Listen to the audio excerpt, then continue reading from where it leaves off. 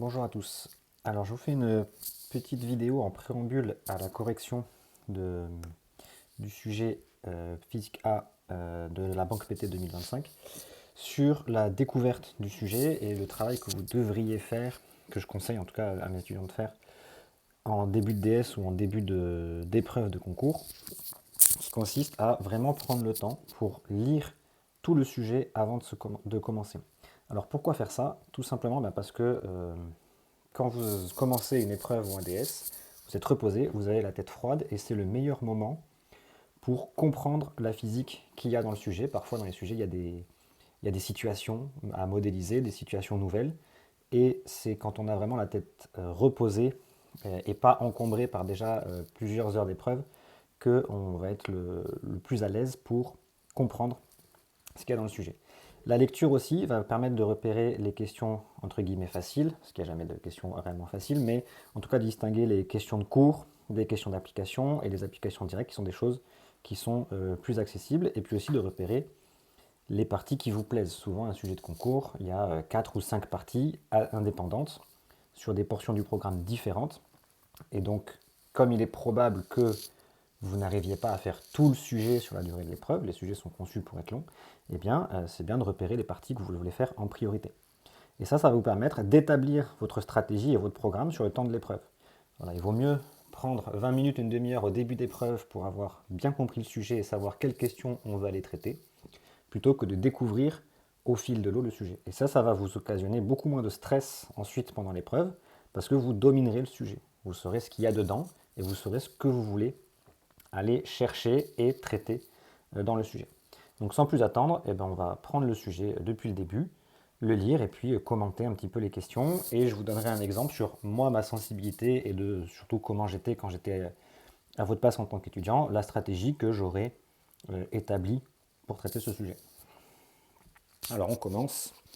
Le sujet donc physique A, Banque PT 2025, traité sur confort et performance énergétique de l'habitat. Donc on nous raconte que dans le cas de l'installation énergétique, on fait de la rénovation énergétique une priorité. Pour cela, donc isolation thermique, installation d'une chaudière plus performante, double vitrage, qui permet de réduire la facture d'électricité. Donc en gros, on nous dit que le sujet va traiter de l'énergétique des bâtiments. Donc on s'attend à voir de la conduction thermique, peut-être de la thermodynamique, en tout cas ce genre de choses. Alors, isolation thermique d'un toit. Donc, on a des données thermiques, laine de verre celluleuse, donc ça c'est des isolants, donc on va parler d'isolation du bâtiment. Parmi les différentes fuites thermiques d'un logement, les déperditions à travers le toit présentent généralement une part importante. Beaucoup de maisons modernes présentent une architecture à toit plat, comme le montre la figure 1. Donc là, on nous schématise la situation qu'on va prendre. Donc, on va traiter l'isolation à travers d'un toit en se donnant une seule direction. Donc là, vous voyez qu'on nous fait une modélisation pour se retrouver dans un problème unidimensionnel qui est celui du cadre du programme. Donc là, il n'y a pas d'arnaque. Il y aura de la conduction thermique juste à travers un toit plat, donc une géométrie normalement qu'on connaît, hein, qui est celle du cours. Donc pas de souci. On nous donne toutes les données sur le toit. On nous dit, alors ça peut être intéressant, que x égale 0, ça correspond à l'interface toit isolant. Et que donc le plan d'équation x égale d correspond au plafond. Ça peut servir après dans le problème pour savoir où est-ce qu'on doit mettre les bonnes données. Donc la conduction thermique est supposée unidimensionnelle. Le vecteur thermique, donc il est que selon ux, comme je vous dis, on sera même dans un cas connu. Vecteur rotation, et on note le champ de température T de xt. Alors, rappelez la loi de Fourier exprimant le vecteur densité de courant thermique J en fonction. Donc ça, c'est question de cours. Établir, dans le cas unidimensionnel étudié, l'équation de la diffusion thermique ou équation de la chaleur. Donc ça, c'est question de cours. Et là, vous voyez, on est frais. On n'a pas déjà fait une heure d'électronique, par exemple, avant. On a en tête, on peut tout de suite se la noter ici, que l'équation de la diffusion thermique, c'est d rond t sur d rond t égale grand D, d rond de t sur d rond x2. Vous voyez que ça, vous l'avez encore en tête, vous n'êtes pas dans le stress. Ça vous permettra, si jamais vous traitez cette partie en fin d'épreuve, de ne pas être en stress et de vous rappeler d'avoir les choses en tête et de traiter tranquillement la question de cours. On se place en régime stationnaire, définir la résistance thermique. Donc là, pareil, on sait que c'est juste, c'est pareil, hein, c'est question de cours, on sait qu'il faut juste résoudre ça. Pareil ici, normalement, vous connaissez l'expression de la résistance thermique, vous pouvez le noter. En tout cas, là, vous pouvez la noter dans le coin. Ça, c'est du cours. Pour estimer quelques ordres de grandeur, on considère un toit plat, sans isolation thermique. Exprimer littéralement la résistance thermique. L'isolant permettant de diviser les pertes thermiques à travers le toit par 10. D'accord? Donc ça, c'est juste qu'on veut que la résistance thermique totale soit égale à 10 fois la résistance thermique du toit. Et puis il n'y aura qu'à résoudre, donc c'est une application simple. On déduit l'épaisseur d'isolant correspondant, donc ça c'est l'application numérique. Donc là, on a une application de la partie d'avant qui est facile à faire. Alors, la résistance thermique n'est pas le seul critère à prendre en compte au moment de choisir son isolation thermique. On étudie le comportement thermique de la couche isolante en été. La toiture est exposée de telle sorte que l'évolution journalière de température imposée à la surface de l'isolant suive la loi T de xt égale T0 plus T1 cosinus oméga T. On considère une température maximale de 37 degrés et minimale de 13 degrés. Donc ça, c'est simplement pour représenter en fait le fait qu'il y a un cycle journalier de la température, que quand le toit est exposé au soleil, il est plus chaud que la nuit. Et donc, on va pouvoir facilement avoir T1 et T2 qui sont en fait donnés là. Et pour la pulsation, vous voyez que là, à tête reposée, eh ben, on sait que ça correspond à... Ça doit correspondre... Pardon, je vais écrire ça maintenant. Ça doit correspondre à une période de 1 jour, puisque ce qu'on veut représenter, c'est la période, les fluctuations journalières de la température de l'air. On cherche la solution de l'équation obtenue à la question Q2. Pour ce faire, on travaille dans l'espace des complexes en posant... Donc on va chercher une solution qui a une forme justement sinusoïdale, et donc en tout cas qui ressemble à une fonction sinusoïdale, mais qui peut avoir une amplitude qui dépend de x, et donc on va passer en notation complexe.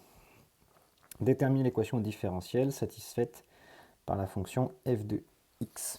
Alors là, ça doit vous rappeler, normalement c'est quelque chose qui est fait, ce genre de problème, dans le cours d'ondes électromagnétiques et conduction électrique dans les métaux. C'est les fameux problèmes d'épaisseur de peau, où on a une équation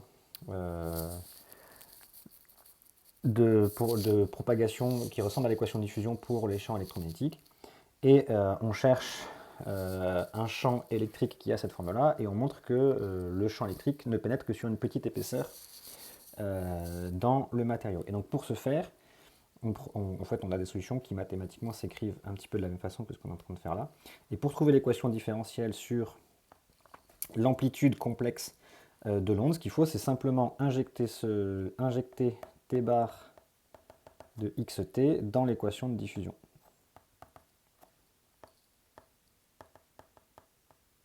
Et on va trouver une équation différentielle en f bar x et on pourra la résoudre. Donc ensuite, on nous donne la forme des solutions. Détermine l'expression de delta. Donc en fait, là, il faudra résoudre, trouver les bonnes solutions, les constantes qui font que on est bel et bien solution de l'équation différentielle. Voilà, donc ici, c'est des questions un petit peu plus établir l'équation réelle. Donc là, c'est juste repasser en réel. C'est des questions un petit peu plus compliquées, mais qui ressemblent à ce qu'on fait. Donc ça, soit on le voit à la lecture que c'est une application directe d'une autre partie du cours, soit on ne le voit pas et on peut se dire, bah, cette partie, c'est plus le cours, je ne vois pas comment on le fait, peut-être que je le passerai. Et vous voyez que quand on le lit tranquillement et qu'on voit la solution, qu'on voit la logique physique qu'il y a derrière, la partie paraît un petit peu plus simple. Alors établir l'équation de la solution réelle, montrer ensuite que on a ça, donc ça c'est juste tout mettre ensemble, et expliciter le déphasage thermique taux en fonction des données. Les applications non demandées donnent lieu, donc ça c'est intéressant aussi, c'est quand on vous donne les valeurs, hein, et que les applications ne sont pas à faire. Il faut avoir conscience de ça parce que parfois, vous pouvez vous lancer dans des applications numériques qui en fait sont données. La fraîcheur nocturne permet généralement un rafraîchissement naturel des habitations. De ce fait, pour un meilleur confort, on a intérêt à choisir le déphasage thermique tôt, de sorte qu'il y ait un transfert thermique maximal pendant la période nocturne.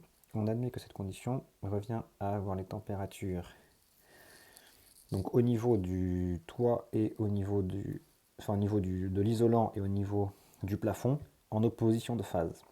Donc calculer le déphasage thermique offrant le meilleur confort thermique, bah ça c'est simple, il nous faut, si on veut une opposition de phase et que on a des variations journalières, il nous faut un taux qui vaut 12 heures, c'est assez direct, une fois qu'on a compris la physique. Et donc vu les valeurs qu'on nous donne à la question 9, ce sera assez rapide de conclure. Voilà pour cette première partie. Alors ensuite, de la cellule photovoltaïque au panneau solaire. Donc on va voir un petit peu d'électricité a priori ici.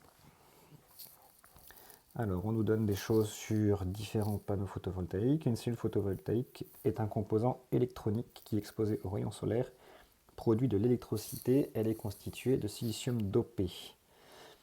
Donc c'est qu'on a les semi-conducteurs, comment c'est fait? On a un matériau conducteur et dans lequel du silicium et dans lequel on va faire un dopage. Alors le dopage, ça consiste à remplacer dans le cristal certains atomes de silicium par des atomes de phosphore.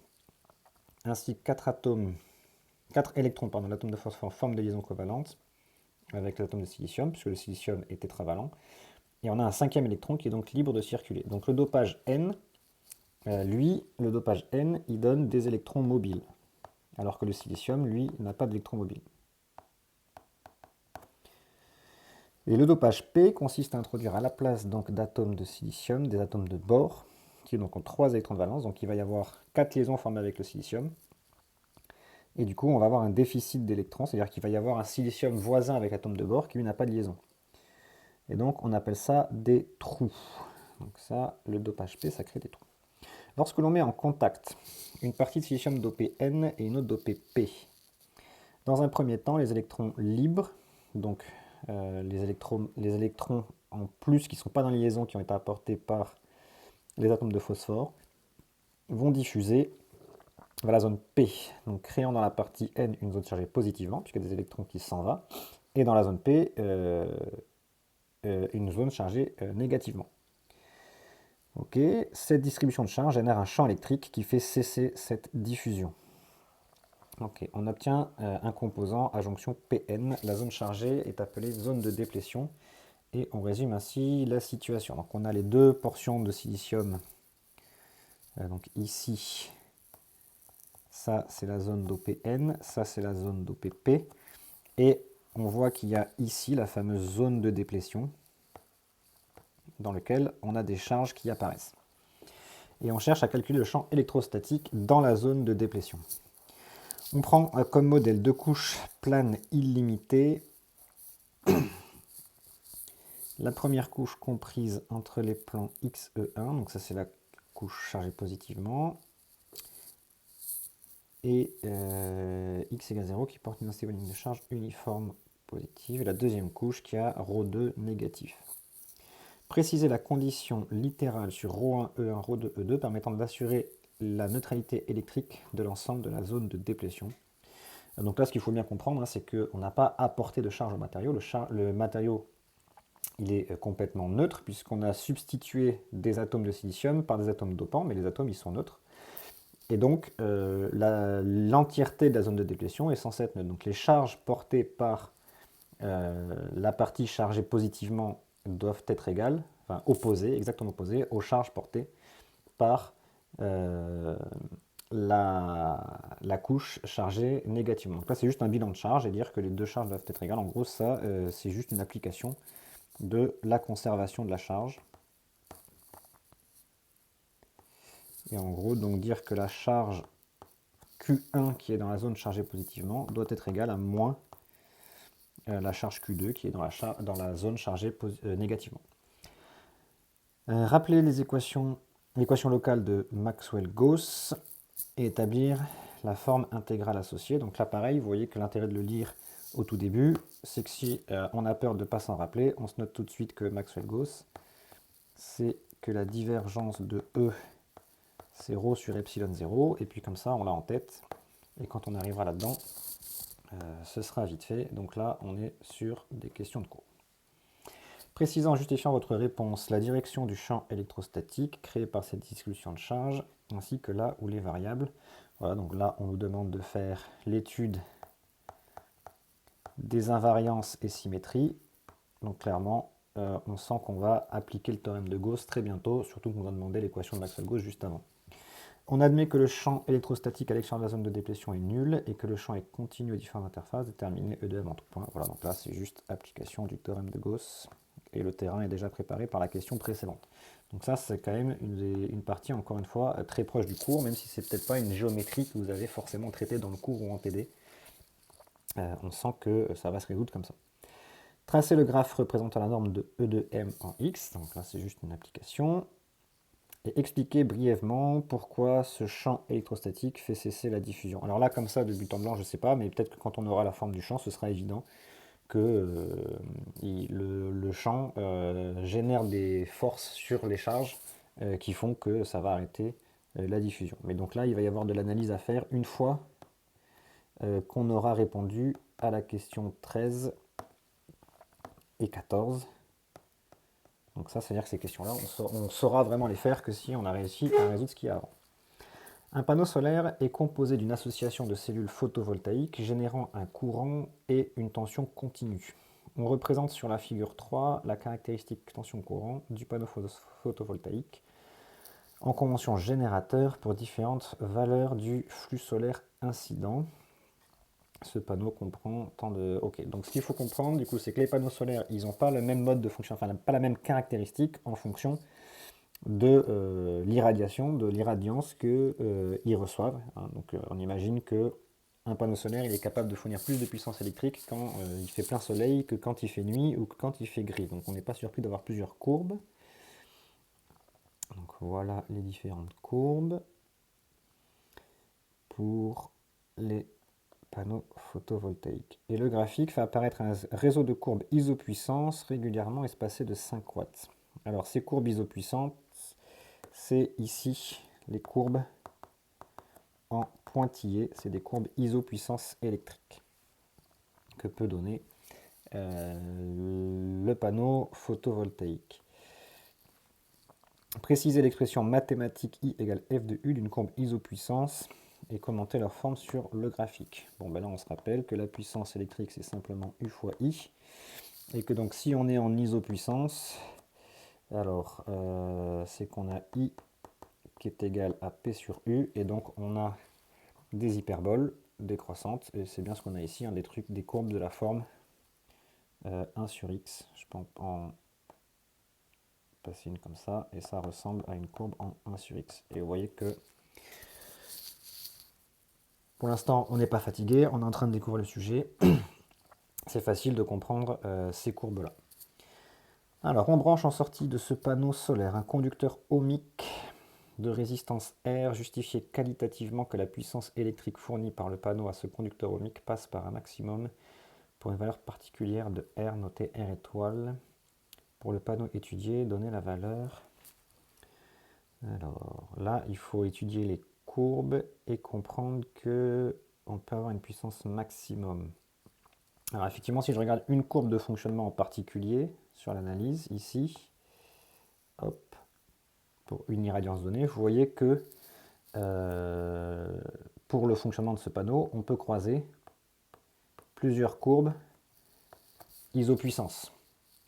Bon, et bah du coup, la puissance maximale qu'on peut donner, c'est la courbe isopuissance la plus élevée. Donc, vous voyez que ici, on voit bien que sur l'exemple que j'ai représenté, eh bien, on peut délivrer à peu près 65 watts au maximum avec un point de fonctionnement qui est situé par ici. Donc ça, on pourra montrer comme ça graphiquement que bah, effectivement, la caractéristique de fonctionnement du panneau solaire, il croise différentes courbes isopuissance, et donc bah, évidemment, la courbe isopuissance la plus élevée qui croise, c'est la puissance maximale. que ça peut délivrer. Et ce qu'il faut voir, c'est que donc, sur la puissance maximale que ça peut délivrer, on a un point de fonctionnement en particulier. Donc c'est le courant qui correspond à la puissance et la tension qui correspond à la puissance. Donc ça, c'est le point de fonctionnement du panneau solaire quand il délivre la puissance maximale. Et donc on nous dit que ça doit correspondre à une charge particulière. Bah oui, il faut que la tension délivrée au maximum par le panneau solaire, ce soit égal à R étoile fois le courant qui est censé être délivré. Encore, il faut que la charge soit adaptée pour que le panneau solaire fonctionne bien au point de fonctionnement qui correspond à la puissance maximale. Alors voilà, il faudra regarder, j'ai pas fait attention à ça.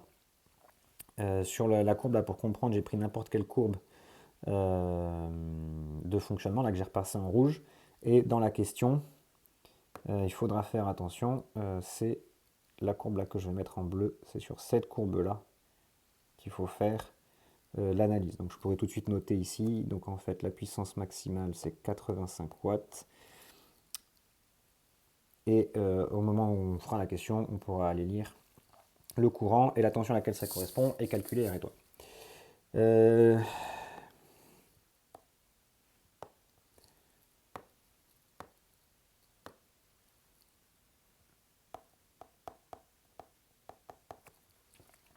Définir le rendement du panneau et le calculer dans les conditions de la question 18. On pourra utiliser l'approximation numérique. C égale 1 sur 8. Comparer la valeur obtenue à celle donnée en début de partie. Alors oui, en début de partie, on nous donne effectivement donc des rendements.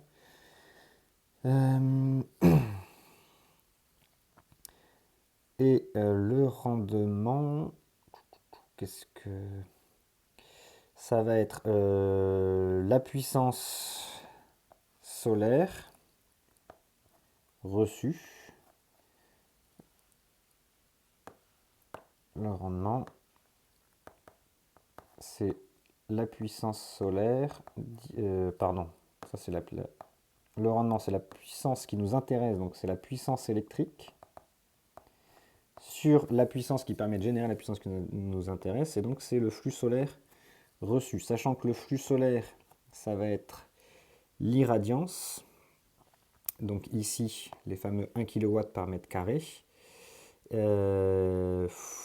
multiplié par la surface, hein, puisque ce panneau solaire, il a une certaine surface S, et donc la puissance solaire, c'est l'irradiance fois la surface. Et la puissance électrique, eh bien, c'est celle qu'on lit sur les courbes. Donc là, on est tout bon sur ces applications. Vous voyez que peut-être que si vous attaquez cette partie au bout de 2 heures d'épreuve, vous ne serez pas aussi frais pour comprendre ces courbes et pouvoir exploiter ça. Donc là, on est quand même sur toute une partie exploitation des courbes qui peut être compliquée, surtout si vous ne comprenez pas tout de suite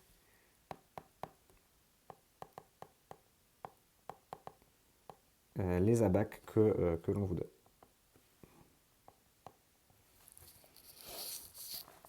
Alors ensuite, on étudie l'influence de la disposition des cellules photovoltaïques sur la puissance fournie par le panneau. Pour cela, on modélise chaque cellule au voisinage de son point de fonctionnement par un générateur de tension de force électromotrice E et une résistance interne R. Les cellules toutes identiques sont associées selon le circuit représenté sur la figure en dessous. Les paramètres N, E, R et R sont fixés, mais X et Y peuvent être choisis librement lors du câblage du moment que N égale X fois Y. Ok, donc là, il faut bien comprendre. Qu'est-ce qu'on a ici? À chaque fois, on a une cellule. Et donc, on peut faire une matrice de Y cellules par branche fois X branches. Exprimer la tension U aux bornes de la résistance grand R, donc c'est la résistance de charge qui est ici, en fonction de ERN et de X indépendamment de Y.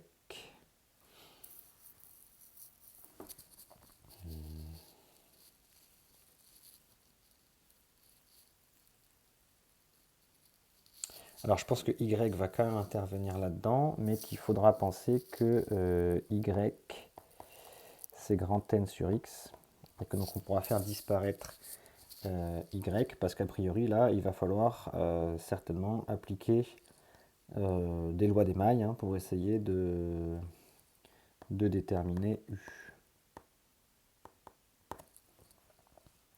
Déterminer en fonction de n, r et de grand R les expressions de x et y permettant de maximiser la puissance reçue par la résistance R.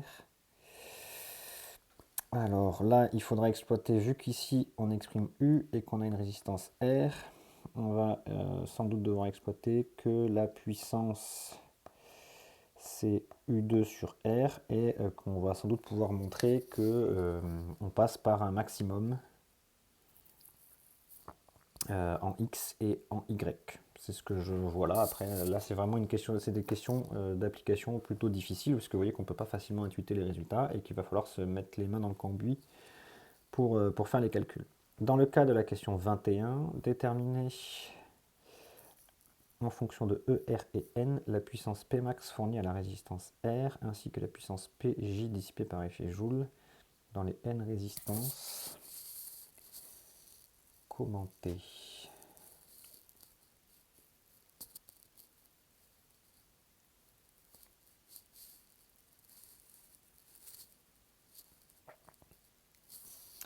Bon, là,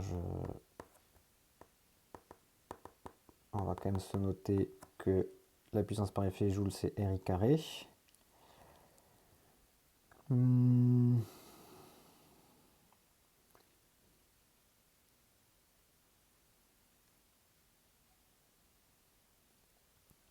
Écoutez, là, je sais pas. De but en blanc, j'ai pas d'avis sur la question.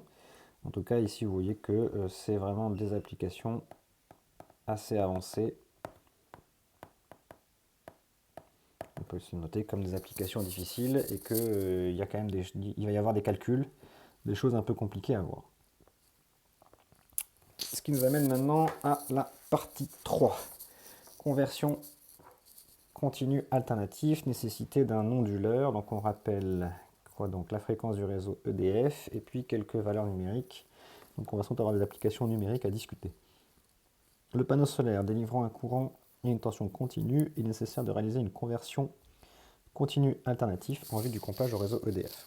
Donc en gros, il faut transformer la tension continue délivrée par le panneau photovoltaïque en une tension alternative de fréquence 50 Hz qui correspond au réseau. Et donc il faut un onduleur pour faire ceci. Le circuit de la figure 5 met en jeu 4 interrupteurs dont le fonctionnement périodique de période t égale 1 sur f est commandé électroniquement. Pour un onduleur à commande symétrique, l'état des interrupteurs au cours du temps est le suivant. Donc là on explique le fonctionnement. Donc on ouvre et on ferme alternativement les différents interrupteurs, j'imagine dans le but de créer du coup un signal créneau de tension E, signal créneau de tension E et de fréquence qui correspond au signal EDF. Donc tracé, donc là il faudra analyser tranquillement.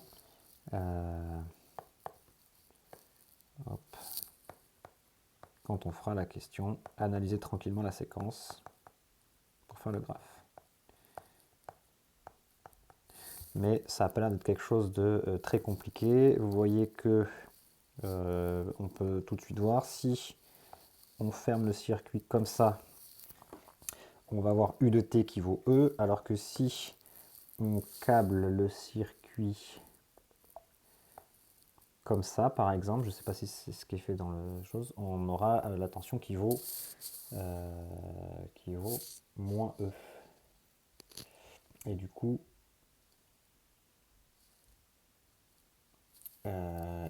on va pouvoir bien créer un signal créneau. Alors, ensuite, on fournit la décomposition en série de Fourier du signal U de T. Donc, c'est une décomposition classique. Hein. Vous voyez ici, c'est une superposition de sinusoïdes. Et on vous donne les coefficients des différentes harmoniques présentes dans le spectre ici. Ce qu'il faut voir, c'est que les harmoniques, elles décroît, l'amplitude des harmoniques, pardon, décroît en 1 sur n. amplitude décroissante. Donc ça, on n'est pas surpris. Si on a vu un petit peu des spectres pendant l'année et des décompositions de séries de Fourier, on sait qu'en général, quand même, l'amplitude des harmoniques décroît avec l'ordre des harmoniques. Ça arrive très fréquemment quand on a vraiment une harmonique fondamentale et des choses autour. Et ce qu'on peut constater aussi, c'est le regarder tout de suite, c'est que ici, l'amplitude des harmoniques, regardez, le terme 1 moins cos np, eh bien, si n est pair, ça veut dire si on a n qui vaut 0, 2, 4, etc., eh bien, ce cosinus, il vaut tout simplement 1, et donc 1 moins le cosinus, ça vaut 0, et donc Bn est égal à 0. Et par contre, pour les n impairs, on aura un Bn différent de 0. Donc, vous voyez, c'est intéressant, puisque question 24, on demande de représenter le spectre de Fourier jusqu'à la fréquence 5f incluse. Donc là, on peut penser tout de suite qu'il n'y a que les harmoniques impaires dans le spectre.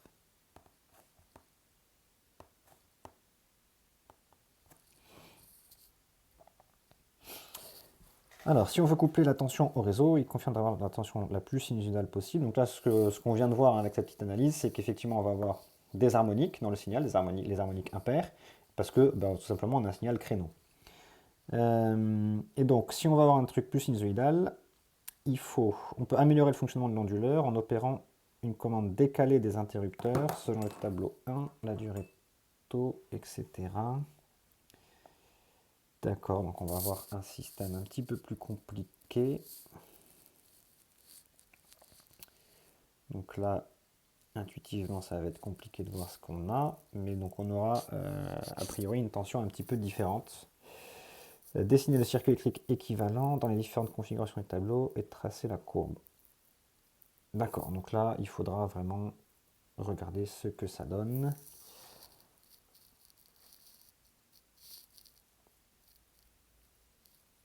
Il faudra retracer, rappeler définition des valeurs moyennes et valeurs efficaces, puis les calculer. Donc là, il y a quand même un aspect, puisque rappeler les définitions, il y a du cours, et plus application. On fournit à nouveau la décomposition en série de Fourier du signal U de t. Donc on va obtenir un signal qui est un petit peu différent. Donc là, j'ai pas la tête comme on essaie de faire là, je passe quand même déjà pas mal de temps sur le sujet pour donner des indications.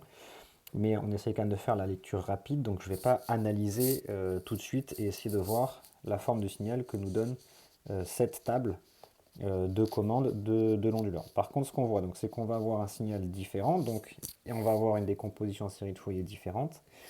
Et ce qui va être intéressant là de voir, c'est de regarder les harmoniques ici qui sont présentes. Et ce qu'on constate, c'est que comme tout à l'heure, on a le terme 1 moins cos np, qui fait que donc si n est pair, eh bien les Bn sont nuls. Et vous voyez qu'on a un deuxième terme maintenant sur l'amplitude des harmoniques en cos 2pi n f tau. Et donc ce truc-là, on peut aussi l'annuler. Ce qui veut dire qu'en fait, il y a des harmoniques qu'on va pouvoir annuler dans le spectre du nouveau signal. Donc là, on a une condition en plus. Et donc, notamment, si on arrive à avoir que NF tau, c'est un entier, et bien du coup, ah non, pas un entier, pardon, parce que cosinus de pi ça vaut 1. Nous, ce qu'on veut, c'est avoir cosinus de pi sur 2 pour que ça soit 0. Donc, il ne faut pas que ce soit entier.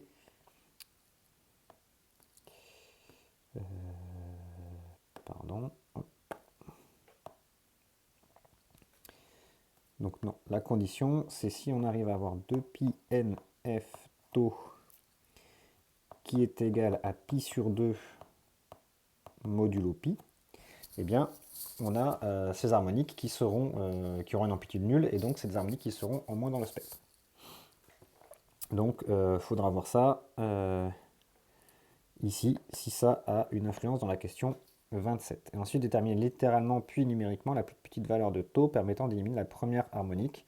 Bon, ben voilà, c'est ce truc-là ici qu'il faudra utiliser ici, puisque vous voyez que je viens d'expliquer qu'on pouvait annuler des harmoniques, donc il faudra simplement appliquer cette chose. Dans le but d'atténuer les harmoniques restantes du signal et ainsi se rapprocher encore plus d'un signal sinusoïdal, on complète le circuit de l'onduleur en y ajoutant une bobine idéale d'inductance propre L, dite inductance de lissage, et un conducteur ohmique de résistance R. Donc comme sur le schéma ici, les interrupteurs suivent la même commande que le tableau 1, et la valeur de taux est celle obtenue à la question 28, c'est-à-dire celle ici où, ça c'est important, il faut se le noter, c'est-à-dire qu'on a annulé la première harmonique. Justifier l'intérêt de prélever la tension de sortie V de T aux bornes de R plutôt qu'aux bornes de L, aucun calcul n'est attendu. Alors là, ce qu'il faut bien comprendre, c'est que donc on a un signal qui est vaguement un signal créneau, un peu déformé, donc avec des harmoniques, et ce qu'on veut, c'est supprimer les harmoniques pour avoir un signal sinusoïdal. C'est-à-dire que là, ce qu'on veut faire, la cellule RL, eh bien, en fait, c'est un filtre. Donc là, en fait, on a une bobine, une résistance, on a U de T qui est la tension d'entrée et V de T qui est la tension de sortie. Et ce truc-là, on veut que ce soit un filtre qui enlève les harmoniques de haute fréquence. Et donc là, il faut vérifier si ça fait bien un filtre passe-bas.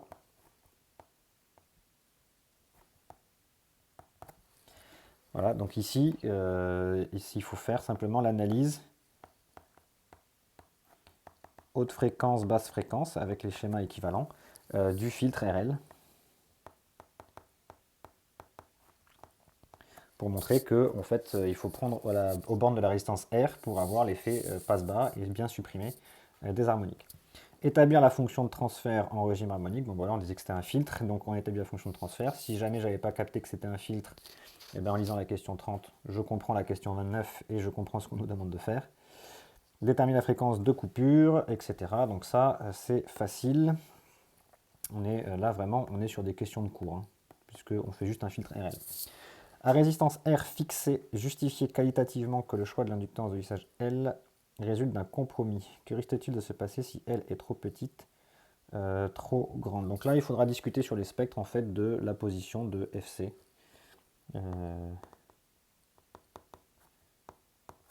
La position de FC par rapport aux harmoniques. Donc ça, il faudra voir quand on aura fait les questions et qu'on aura les graphes. Mais a priori, ici, c'est une discussion qui est pas très difficile.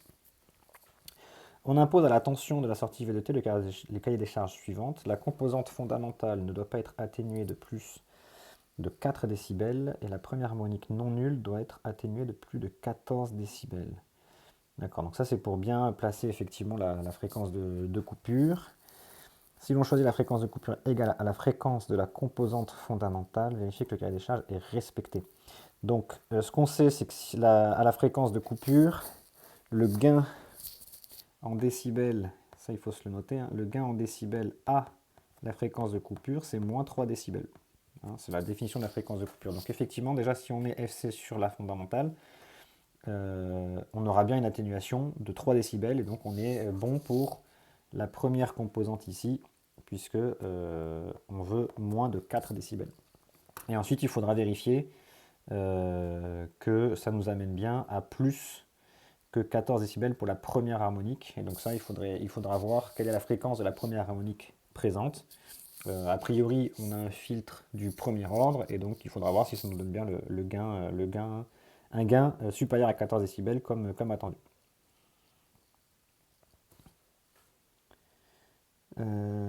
Ensuite, comment pourrait-on faire pour atténuer encore davantage les harmoniques résiduelles? Ben là, il y a plusieurs solutions. On peut proposer d'utiliser un filtre d'ordre 2 ou un second filtrage. On met un montage suiveur et on refiltre. Qu'est-ce qu'on pourrait faire d'autre? Et après, on peut imaginer, voilà, moi je ne suis pas spécialiste des onduleurs, vous certainement non plus, mais peut-être qu'on peut aussi imaginer une autre séquence d'allumage de commande des interrupteurs de K1 à K4, qui donnerait un signal avec encore moins d'harmonique. Mais voilà déjà rapidement les solutions qu'on peut proposer en lisant tranquillement le sujet. Partie grand 4, régulation du niveau d'un bassin. Alors, on a plein de données, on verra ça après. On utilise une pompe électrique alimentée par un ensemble panneau solaire batterie afin de réguler le niveau d'eau d'un bassin. L'eau est aspirée d'un réservoir d'air S dans lequel le niveau reste sensiblement constant à l'altitude Z2. Ok, on a un réservoir et on a un bassin. Et donc le réservoir, on considère qu'il est très très grand et que son altitude ne change pas. Par un tuyau de diamètre D, la pompe refoule l'eau par un tuyau de même diamètre. Donc là, on peut se noter, ce tuyau-là, c'est le fameux diamètre D, et ce tuyau-là aussi, c'est le tuyau diamètre D. La longueur totale des tuyaux d'aspiration et de refoulement est notée L, donc c'est toute cette longueur-là, L. Un bassin contient de l'eau sur une hauteur H. Le fond du bassin étant placé à latitude Z égale 0. Donc ça, on a ça sur le schéma, on est content. L'air surmontant le bassin et le réservoir reste constamment à la pression atmosphérique. L'évaporation faisant baisser le niveau d'eau dans le bassin, on souhaite installer un système de régulation de la hauteur H. Donc en gros, Z va diminuer à cause de l'évaporation et on veut pomper de l'eau périodiquement pour remonter le niveau du bassin autour de H. Pour ce faire, on met en œuvre le montage électrique de la figure 7, utilisant un ALI supposé idéal de tension de saturation USAT. Le capteur de niveau délivre une tension proportionnelle à la hauteur H, avec à la fin une constante positive. Le relais pilotant la pompe est commandé par la tension de sortie de l'ALI. Si US égale plus USAT, le relais est fermé et la pompe fonctionne. Si US égale moins USAT, le relais est ouvert et la pompe est à l'arrêt. Donc ça veut dire que, a priori, l'ALI doit fonctionner certainement en régime de saturation et que on compare la valeur de la et qu'on compare ici la valeur de U mesurée à une valeur de consigne et qu'en fonction de la comparaison, l'ALI sera en saturation haute ou basse et donc va ouvrir ou fermer le relais. Est-ce que c'est bien le cas? Oui, vous voyez ici, on a la rétroaction positive, donc l'ALI est saturée et donc on s'attend à avoir une étude d'un montage à ALI saturé à faire. Alors on cherche les valeurs de tension E positive et du coefficient X permettant de maintenir H entre des valeurs minimales et maximales imposées. Alors en plus on veut des bascules donc avec a priori deux tensions différentes, donc je pense qu'on est en train de fabriquer tout simplement un montage à hystérésis. Alors ici, on l'a déjà dit, la question, quel est le régime de fonctionnement? C'est saturé. Exprimer le potentiel V plus à l'entrée de la... Donc là, ici, si vous voyez le montage à ALI, c'est cette chose-là. Et là, effectivement, on reconnaît a priori un montage à hystérésis.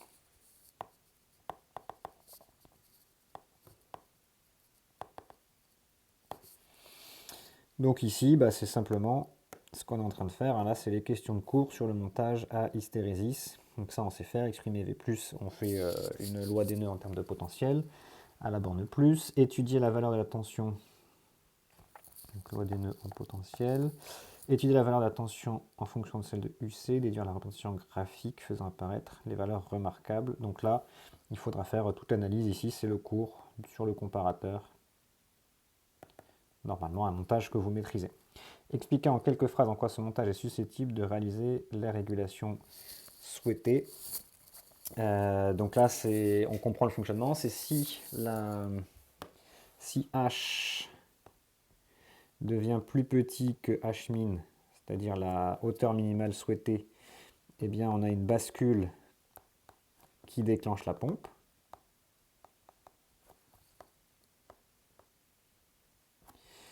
Et quand H devient plus grand que H max, eh bien on a une bascule qui arrête la pompe.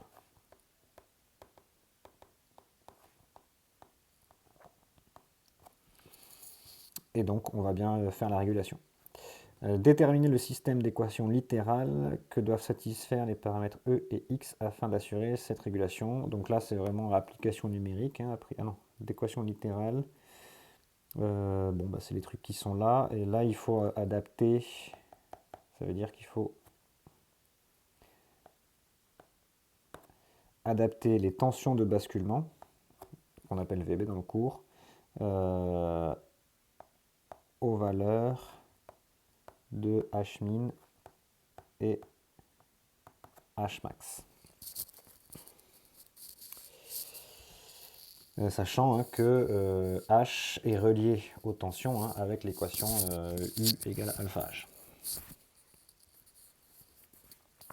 Alors, on peut se le noter ici, U égale alpha H pour ne pas l'oublier pour cette question.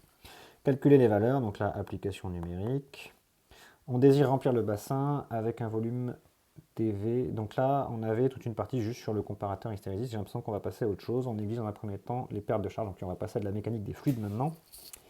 Déterminer littéralement la puissance électrique PE que doit fournir le panneau solaire à la pompe en fonction des données regroupées en début de partie. L'application numérique non demandée.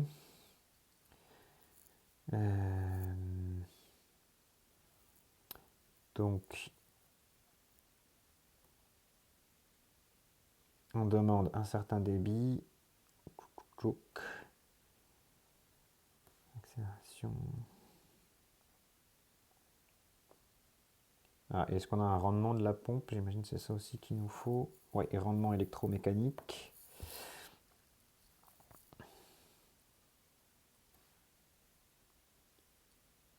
Donc a priori, ce qu'il va nous falloir là, déterminer la puissance électronique que doit fournir le panneau solaire à la pompe en fonction des données.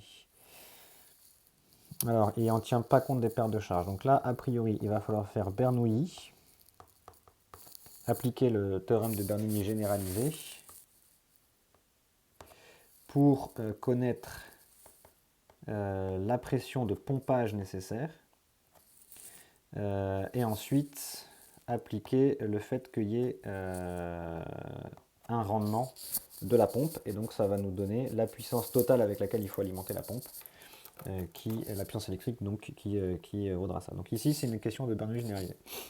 On tient compte à présent des pertes de charge exprimées en Pascal. On suppose qu'elles peuvent se calculer sous la forme de Darcy-Weisbach. Donc on a Weisbach, on a la formule. Dans cette formule, V désigne la vitesse débutante dans le tuyau, état le coefficient de perte de charge, dépendant du nombre de Reynolds et de la rugosité selon le diagramme de Moody. Donc on a un diagramme de Moody qui est donné ici. Très bien.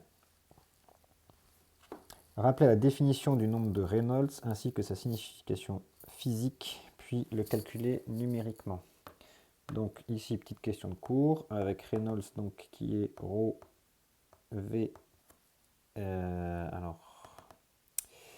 ρ V D sur la viscosité. Comment est-ce que la viscosité est notée dans l'énoncé? État. Donc ça, question de cours et application numérique. En considérant une rugosité relative, estimer le coefficient à l'aide du diagramme de Moody. Donc là, on va avoir une lecture graphique pour estimer les pertes de charge. En tenant compte des pertes de charge, déterminer littéralement la puissance électrique que doit fournir le panneau solaire. Donc là, c'est rebelote Bernoulli généralisé, mais en rajoutant le terme de perte de charge. On dispose des panneaux solaires identiques à celui dans la partie 2. Dans la zone où ils sont installés, ils reçoivent un flux incident de telle valeur. En exploitant la figure 3, calcule le nombre minimal de panneaux à prévoir pour assurer le bon fonctionnement. Donc là, il faut exploiter les courbes. Donc on connaît l'irradiance. Donc on regarde la puissance maximale que peut fournir un panneau. Et ensuite, on compte le nombre de panneaux nécessaires. Voilà une application assez rapide. Et enfin, on arrive à la partie grand 5. Lorsque la pompe étudiée dans la partie précédente est en fonctionnement, on propose de diriger une fraction du débit qu'elle génère vers une horloge à eau à but décoratif, schématisé sur la figure 9. Un tube creux en bois est articulé par une liaison pivot parfaite autour d'un axe horizontal initialement vide et en position verticale. Il se remplit d'eau très lentement. Lorsque le niveau d'eau atteint une hauteur critique, le tube devient instable et se renverse brutalement, se vide, puis une fois vide, revient à sa position verticale. Donc ça, vous avez sans doute déjà vu ces systèmes-là. Souvent, c'est un style un peu asiatique avec un tube en bambou qui se remplit et qui bascule. C'est donc une petite installation hydraulique qui a un fonctionnement périodique où le tube se remplit, se renverse, se vide et remonte à sa position verticale. Et donc on cherche à déterminer l'expression de la hauteur critique et de la période T de l'horloge en fonction des paramètres du problème. Donc un tube fixé à une liaison pivot et qui se remplit d'eau. Dans un premier temps, le tube est supposé en position verticale. On note delta, l'axe horizontal passant par O est confondu avec la liaison pivot, M la masse du tube vide, S sa section, H, etc. Bon, toutes les données du problème. On suppose le tube rempli d'une base d'eau ME sur une hauteur H et on note ρ la masse volumique de l'eau. On admet que l'énergie potentielle de pesanteur du système s'exprime à une constante additive près, comme cela. Okay, donc on nous donne l'énergie. Exprimer ZE en fonction de H et B. Alors,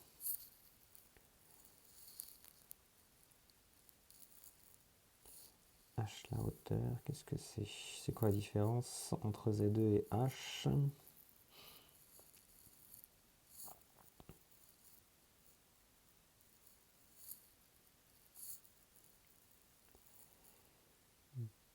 B, c'est la hauteur entre l'axe et le fond du tube. H, c'est la hauteur totale.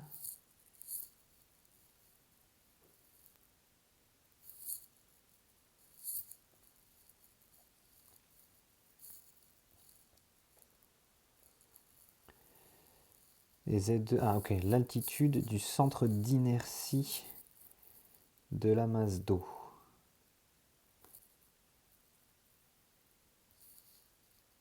En fonction de H et B.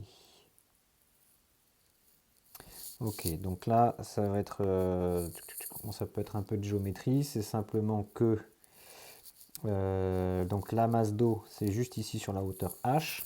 C'est homogène ça a une masse volumique homogène. Donc a priori Z2, il va être pile au milieu, hein, ici. Donc il va être à H sur 2 du fond. Alors je peux peut-être zoomer. Hop. Donc ici, c'est la cote ZE. Et ici, du coup, on a l'altitude H sur 2. Et sachant que Z égale 0 est placé ici, et bien du coup, on a ZE qui est égal à B moins H sur 2. Alors au signe près, selon dans quel sens est orienté, voilà, Z est vers le haut. Donc il faudra tout ça mettre un moins. Et voilà, on a Z2. Donc Z2 égale moins B plus H sur 2, ça c'est fait. On suppose à présent le tube incliné d'un petit angle θ par rapport à la verticale. Donc effectivement, il faut que le tube de base soit un petit peu incliné si on veut qu'à un moment il devienne instable et qu'il bascule. Parce que s'il est parfaitement vertical, il va se remplir d'eau et jamais basculer. Montrer que l'énergie potentielle de pesanteur du système du tube s'écrit. Donc là, il y a une projection à faire. Avec X une quantité à expliciter. Donc là, ce sera juste une question de projection par rapport à une altitude de quelque chose. Analyser la stabilité de la position d'équilibre en fonction du signe de X. En déduire que HC est solution de l'équation du second degré suivant. Alors là, ce qui est juste, a priori, ce qu'il faut faire sur cette question, si on a réussi à répondre à ça, c'est que les positions d'équilibre, elles sont définies donc par le fait que la dérivée de l'énergie potentielle par rapport à la variable, donc ici c'est θ, c'est égal à 0, ça c'est l'équilibre. Et ensuite la stabilité, il faut se rappeler que si on a la dérivée seconde de l'énergie potentielle qui est positive, on a un équilibre stable, et si la dérivée seconde est négative, on a un équilibre instable. Et donc l'analyse à faire, elle est sur ces fameuses dérivées. On déduire que HC est solution de l'équation du second degré suivant. Alors, qu'est-ce que c'est encore que HC?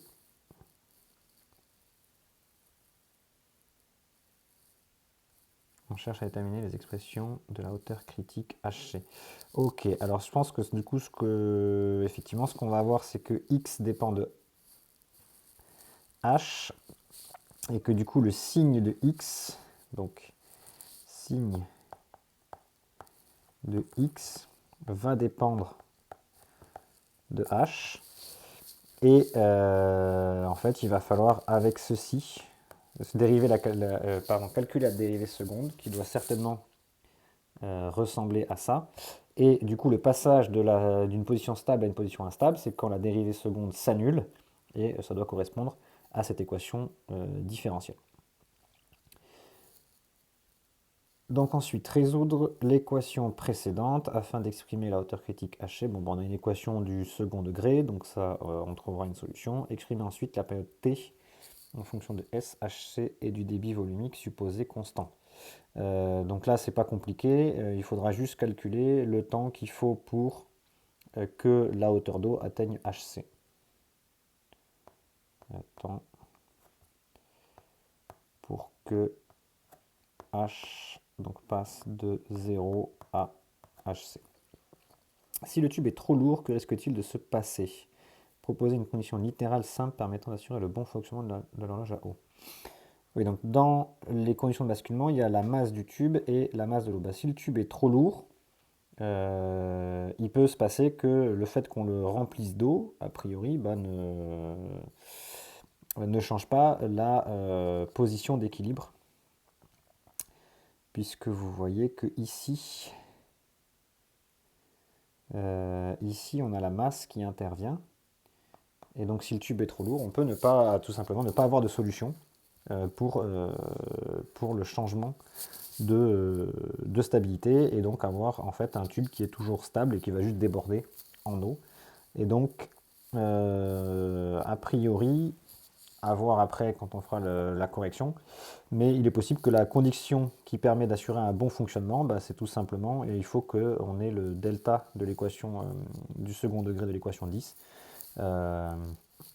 qui doit permettre d'avoir les solutions réelles qui nous vont bien, donc le delta positif, a priori positif ou nul, et donc ça nous donnera une condition permettant d'assurer le fonctionnement de l'horloge.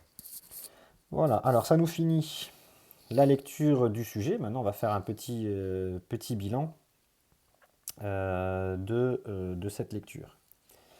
Alors, si on revient au début. Donc, la première partie, on a, vous voyez, la conduction thermique très classique sur les 5 premières questions. Et ensuite, des questions d'application en régime périodique. Alors, on peut se faire un petit bilan au brouillon.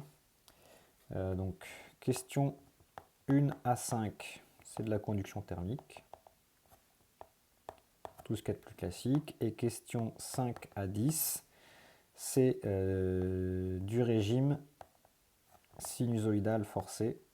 Donc, c'est un peu plus technique sur la conduction thermique. Ensuite,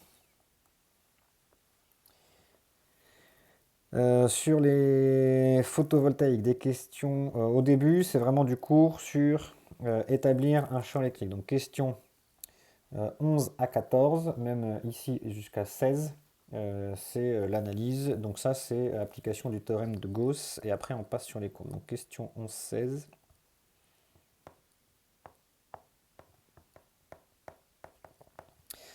C'est application du théorème de Gauss et analyse des résultats. Ensuite, on a l'analyse du fonctionnement des panneaux, dont on a assez bien compris le fonctionnement, en tout cas pour les questions de 17 à 19. Et par contre, après, on a les questions 20-22 qui sont un petit peu plus dures, puisqu'il faut faire des voies de circuit, et qu'en tout cas, on n'a pas intuité les résultats. Donc de 17 à 19, là c'est analyse des graphes. Et ça nous paraît OK. Et les questions 20 à 22, c'est de l'électronique, loi des circuits.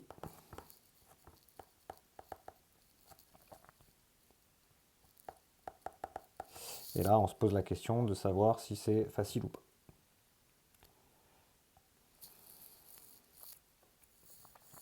Ensuite, la partie 3, donc sur la conversion continue alternative. Donc on a l'étude d'un onduleur, c'est surtout des choses sur les spectres de Fourier et comprendre le fonctionnement.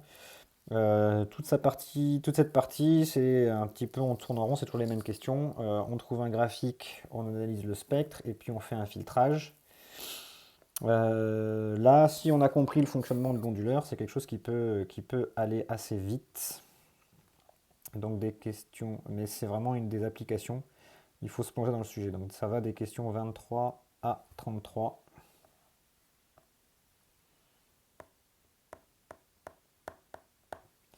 Onduleur plus filtrage. Donc là, c'est selon vos goûts, c'est selon si vous avez l'impression d'avoir compris à la première lecture, si vous allez regarder cette partie ou pas. Ensuite, partie 4. Donc, ça commençait tout simplement des questions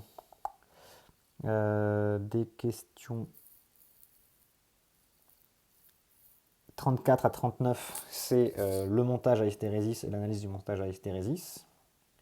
Donc ça, on va se le noter, 34-39.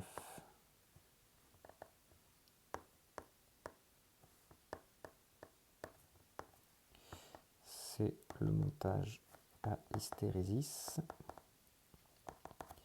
Et après, on a du Bernoulli généralisé, ça n'a pas l'air bien méchant non plus, donc des questions 40 à 44, avec peut-être la question 44 où il faut aller rechercher des données, qui peut être fatigante en fin d'épreuve. Question 40 à 44, c'est du Bernoulli généralisé, avec éventuellement des pertes de charge. Voilà, et ensuite la partie grand 5, c'est de la mécanique, essentiellement par approche énergétique, 45 à 49.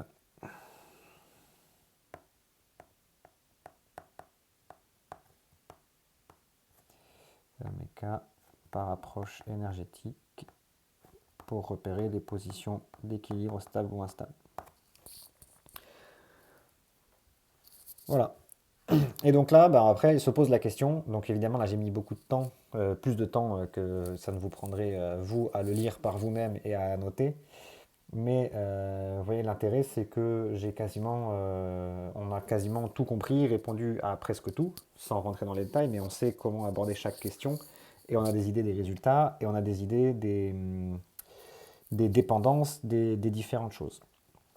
La question qui se pose, donc normalement vous faites cette lecture rapide, ça vous prend une vingtaine de minutes, c'est ensuite qu'est-ce que vous voulez aborder, vous, dans le sujet, dans le temps qui vous est imparti. Donc il vous reste à peu près 3h30.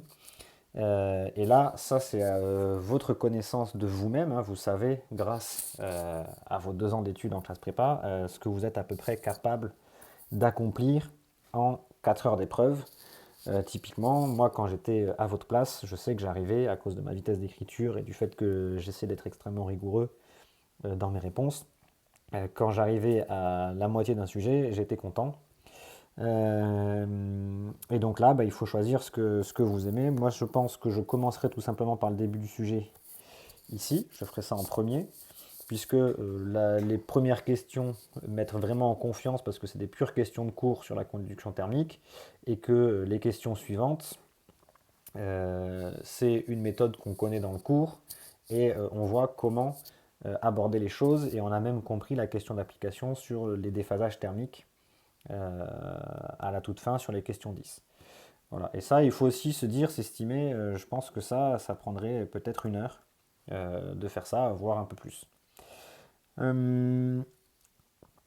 Ensuite, qu'est-ce qu'on a? Eh bien, on a, je pense que je continuerai par le théorème de Gauss, parce que ici, On a bien compris ce qui se passait au début de la partie grand 2, qu'il fallait simplement appliquer la conservation de la charge puis le théorème de Gauss, et qu'après il y aurait éventuellement deux questions de discussion, pas évidentes, mais je pense qu'une fois qu'on a le résultat, vu qu'on commence par du théorème de Gauss tout gentil, ouais, ça ira bien.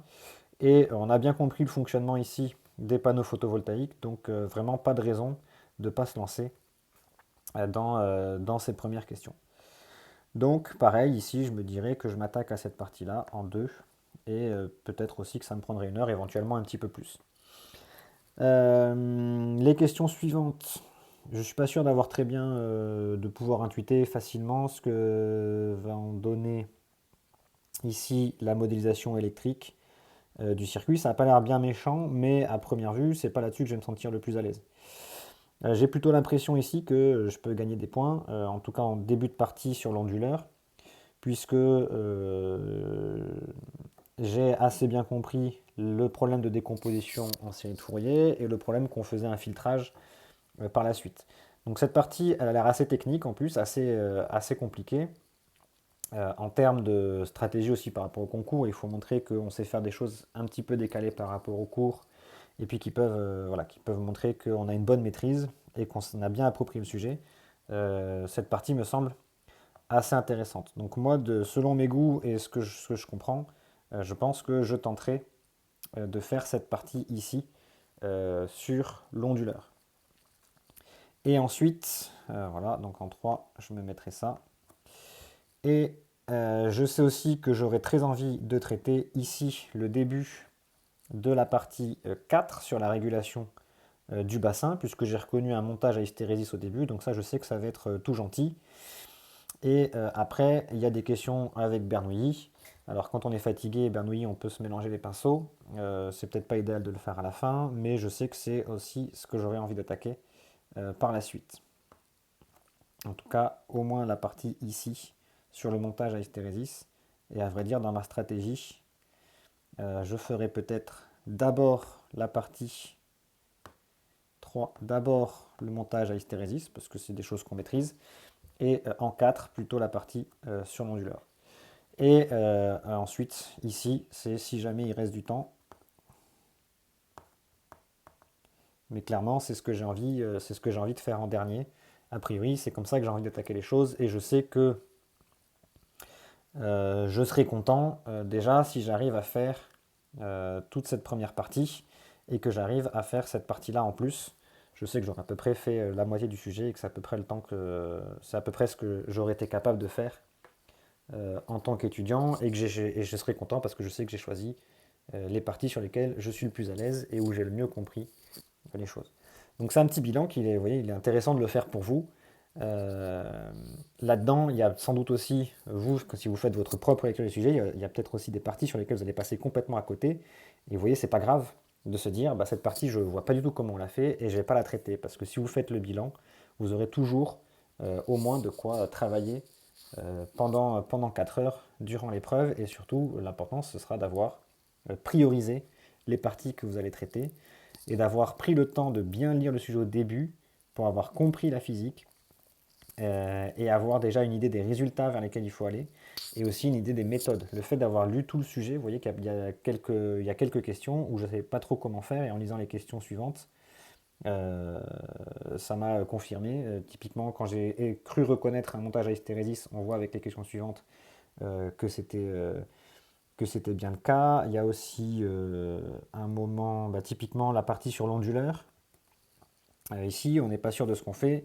Et en fait, on nous dit, on veut supprimer ensuite ici, entre les questions 29 et 30. La question 29, j'étais pas tout à fait sûr de l'analyse haute fréquence, basse fréquence, mais vous voyez qu'après, question 30, on nous dit que bah, on veut établir une fonction de transfert, donc c'est bien qu'on est en train de faire un filtre.